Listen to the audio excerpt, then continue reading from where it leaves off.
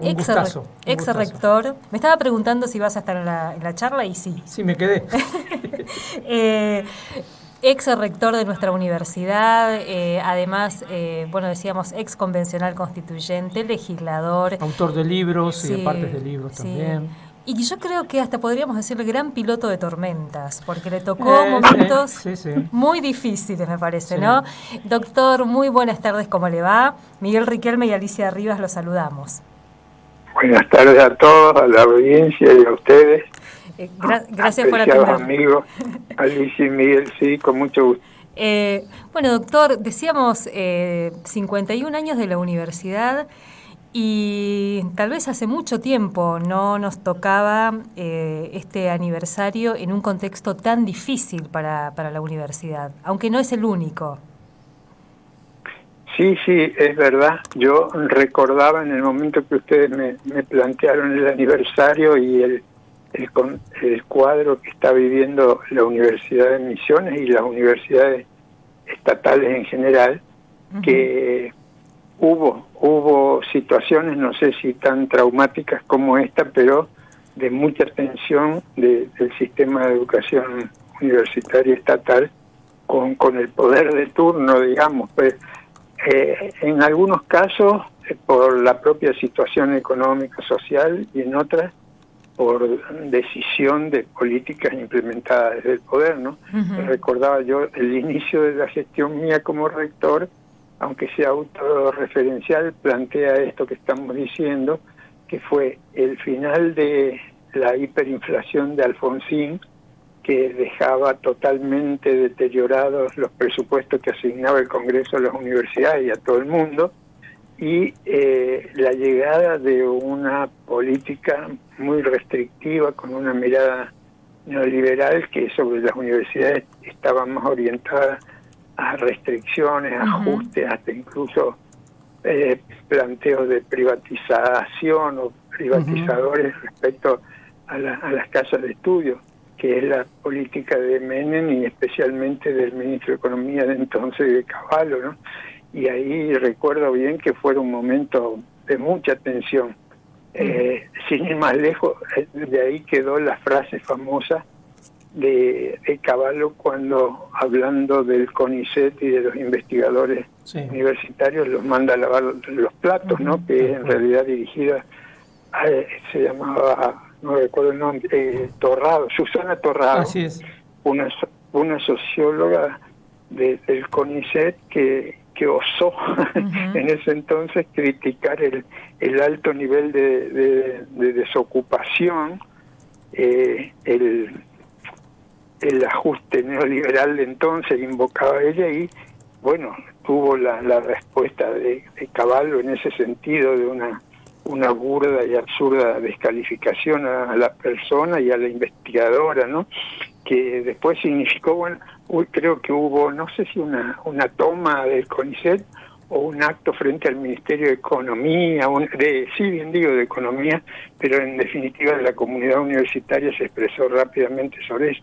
Y hubo otras, porque nosotros con Cavallo como rectores tuvimos también otro encontronazo donde nos cuestionó a los rectores por estar vinculados todos con el radicalismo y por también tener medidas muy blandas en el manejo de los recursos de las universidades. Bueno, estaba yo en Buenos Aires el día que hizo las declaraciones, y en el edificio, que no sé si lo sigue teniendo la UNAM, la sede de la delegación en Buenos Aires, también estaba la sede de la Universidad Nacional de San Juan, y con el ingeniero Tulio del Bono, por entonces rector de esa otra universidad, nos sentamos a la tarde y mandamos una carta documento rechazando por improcedente los términos del ministro y diciendo que habíamos sido elegidos por nuestras comunidades universitarias y no por nuestra pertenencia. Por supuesto habrá ido un cajón de la basura, me imagino yo, la nota que le mandamos a Cavallo, pero era la sensación de repudio a todas esas bravuconadas que no hace más que daño, ¿no? Cuando se busca solucionar problemas y no. Así que sí, hay y después, bueno, de hecho, lo que significaban esas restricciones. La universidad no tenía ni siquiera para subirse un vuelo a Buenos Aires y hacer un reclamo. Estaban cerradas las cuentas de aerolíneas por falta de pago. Ustedes viajaban en auto, me acuerdo. Sí, en un auto viejo del rectorado, toda la madrugada yendo por el costado del camino porque tenía tantos pozos la ruta 14, todavía no estaban los peajes también cuestionados, pero por lo menos mejorar. Así que recibíamos allá las órdenes de pago y volvíamos para Posadas, pero sin un centavo para servicios, o sea, las cuentas impagas, no solo fuera, solo de aviones, eran las cuentas impagas de luz, teléfonos, alquileres, que había mucho en alquileres en el centro de Posadas en ese entonces. Después nos habrán criticado por ir al campus, pero por lo menos de esos alquileres zafamos. Sí, pero fue un tiempo muy ingrato, y además la incomprensión de lo que debía ser una universidad, ¿no? Se llegó a hablar, sí, seriamente de la privatización, muchos sectores del propio gobierno en ese momento, y hubo también, hay que confesarlo, rectores y ámbitos universitarios que se engancharon, por llamarlo de algún modo poco académicamente, al esquema, a punto tal de que Andrés Delich, como rector de la Universidad de Córdoba, estableció una especie de arancel encubierto, el pago de una cuota no era voluntaria, un pago de los alumnos, no era un monto alto para esa época, pero lo mismo significaba una ruptura del principio de gratuidad. Un principio de gratuidad que vino después con la reforma del 94, ¿no? Que hay que decirlo, pero venía la gratuidad por ley, en realidad por decreto de Perón desde el año 49, que fue cuando, creo que en el año de la creación de la Universidad Obrera, la Tecnológica, ¿no? Y en ese principio de gratuidad ya significó claramente un incremento de la matrícula universitaria que se duplicó, creo que en el primer quinquenio de ahí de Perón, del 49 al 54, tuvo un salto de, creo que de 60 a 120 mil alumnos en el sistema, lo que fue muy bueno. Bueno, y ahora, y eso, para no demorarlo con estas charlas, que son de viejo nada más, el tema de la gratuidad está de por medio en este caso, en un doble sentido, que tendrían que respetar los gobiernos del color político que fueran, nos gusten o no nos gusten las estrategias institucionales que planteen. El principio de gratuidad y el principio de autonomía y autarquía financiera de las universidades hoy tiene rango constitucional desde la reforma del 94. Y la Constitución dice claramente que el Congreso tiene que sancionar las leyes vinculadas a la educación, pero en el caso de las universidades, garantizando los principios de gratuidad y equidad para toda la educación pública estatal y la autonomía y autarquía de las universidades nacionales. Eso significa varias cosas, se lo dijo en ¿quién interpreta qué quiso decir la Convención Constituyente con ese texto que está hoy plasmado en la Constitución? Que es la gratuidad, que es la equidad, que está pegada al concepto de gratuidad, y que yo digo, la mejor interpretación la pueden dar los que fueron constituyentes, me cuento entre ellos, y es la interpretación auténtica que realiza el mismo autor que hizo el texto, ¿no? Y el miembro informante en ese momento de la comisión que trató, era la comisión, creo que se llamaba de régimen federal o competencia federal, donde estaba el tema de las atribuciones del Congreso, fue Jesús Rodríguez, que después fue ministro de Economía de Alfonsino, antes había sido fue funcionario del Gobierno Nacional y fue legislador también, creo que ahora integra la Auditoría de la Nación por la oposición, me parece. Pero bueno, en definitiva, él en nombre de la comisión dijo concretamente que el sentido por el cual se había optado por estas dos expresiones, que después nosotros, fui parte de la comisión redactora, transcribió tal como lo planteó la comisión especial, establecía la palabra garantizar, cuando dice garantizar la gratuidad y la equidad, en el sentido estricto del derecho constitucional, que es una expresión que se incorpora como técnica especial, que significa garantizar, quiere decir que hay que movilizar el aparato estatal en un sentido determinado. O sea, ahí se podría haber puesto otra frase, otra oración, diciendo de que se aspiraría a la gratuidad y la equidad, o tendiente a... No, se puso concretamente garantizar la gratuidad y la equidad. Y para aquellos que eran medios pícaros en ese entonces, para la interpretación que dijeron, bueno, si es gratuidad y equidad, puede ser que algunas universidades opten por la equidad, que es cobrarle al que puede y al que no puede no, etcétera, etcétera. No, y ahí también se señaló claramente que la gratuidad es directamente el principio de la garantía del servicio universitario a todo el mundo, independientemente de la condición social o de la condición económica. Y que la equidad, sí, es para garantizar que nadie pierda el derecho ese por razones económicas, sociales o culturales o por lo que fuera, ¿no? Ahora, doctor, lo interrumpo solo un segundo. A propósito de todo esto que usted nos está contando, que es parte de la historia de todos nosotros, claramente en su discurso se nota que de aquella época a esta parte, algunas cosas, el discurso del poder, no se ha modificado mucho, ¿no? La intención de o privatizar, o cerrar, o arancelar el sistema universitario argentino.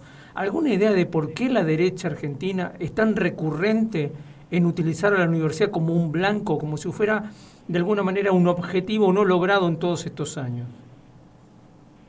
Y bueno, puede ser también porque en el ámbito de la universidad y de la educación fuerte y fundamentalmente universitaria y estatal, puede haber cierta rebeldía intelectual, cierta digamos actitud de élites académicas que no asuman ninguna actitud conformista. No es a veces lo que uno desearía en todos los casos, ¿no? Porque hay esquemas de sumisión y a veces de obsecuencia intelectual o silencio frente a las cuestiones del poder.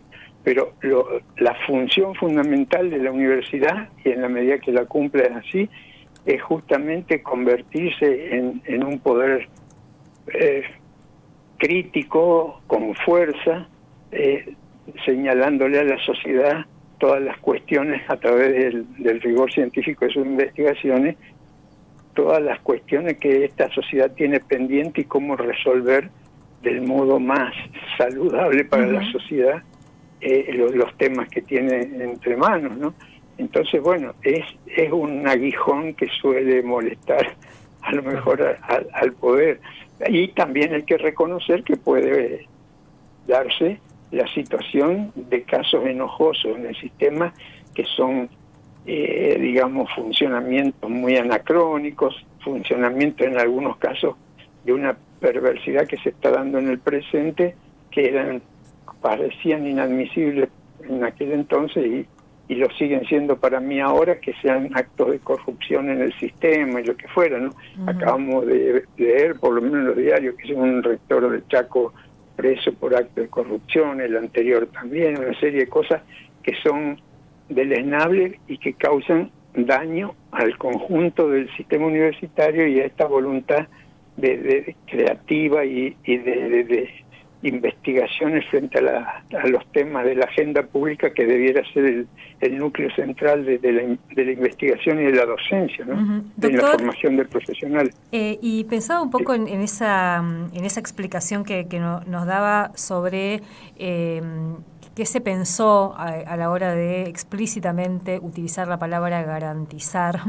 ¿Qué caminos quedan hoy, por ejemplo, para, además de los reclamos que se están haciendo, además de la movilización que se está programando, pero las universidades, qué vías tienen habilitadas como para obligar a que ese mandato se cumpla, digamos, esto de garantizar el funcionamiento de las universidades públicas?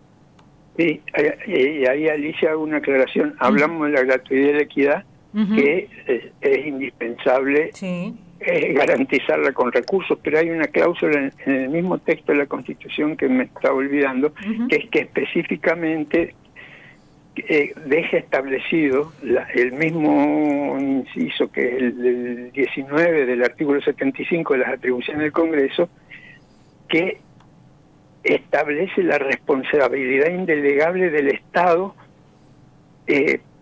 para evitar cualquier desentendimiento, digamos, por parte de los poderes, digamos, permanentes a través de los cambios de gobierno en el financiamiento de esas cláusulas que se está diciendo.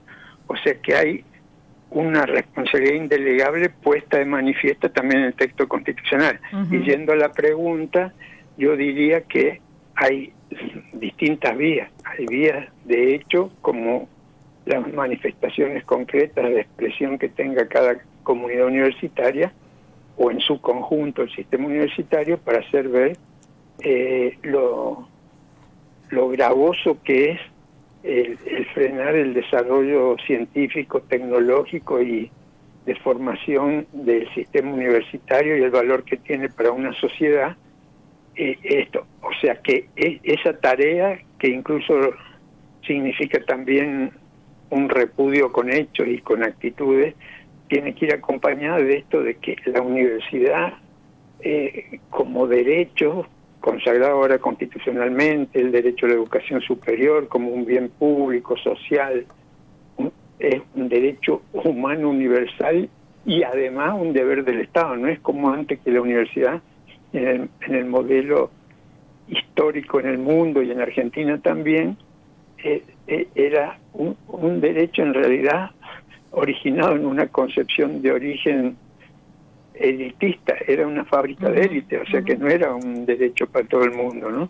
Hoy esa concepción está totalmente modificada, por lo menos no solo en lo discursivo, sino en lo legal y constitucional, así que también hay herramientas como son las del sistema judicial para accionar frente a esos casos extremos donde nadie va a poder renegar de esas cláusulas constitucionales. Si quieren cambiar las cláusulas, tendrán que convocar algún día, con las mayorías que necesiten, con las 2/3 partes de la totalidad de los miembros del Congreso, a una reforma constitucional e intentar dar vuelta a la página de la historia que vio como un avance en la vida de la democracia argentina esta social extensión del sistema educativo, no solo a la vieja escuela primaria de la década del 60 en 1800, que ya era gratuita, más allá de que la provincia de Buenos Aires objetaba de que la cláusula de gratuidad fuera tan libremente puesta, y que hoy alcanza a todo el sistema universitario. Además, yo discutí con mis propios colegas docentes y lo puedo vivir a lo mejor como una gratificación el que un posgrado sea rentado para los docentes, pero como fuente de recursos que se invoca como un adicional para la insuficiencia de los recursos, filosóficamente está mal planteado, porque la Constitución no hace ningún distingo cuando dice, como es que dice textualmente, a ver si yo tengo acá el texto de la Constitución: sancionar leyes de organización y de base de la educación que aseguren la responsabilidad indelegable del Estado, la participación de la familia, la promoción de los valores democráticos, la igualdad de oportunidades, y que garanticen los principios de gratuidad y equidad de la educación pública y la autonomía y autarquía de las universidades nacionales.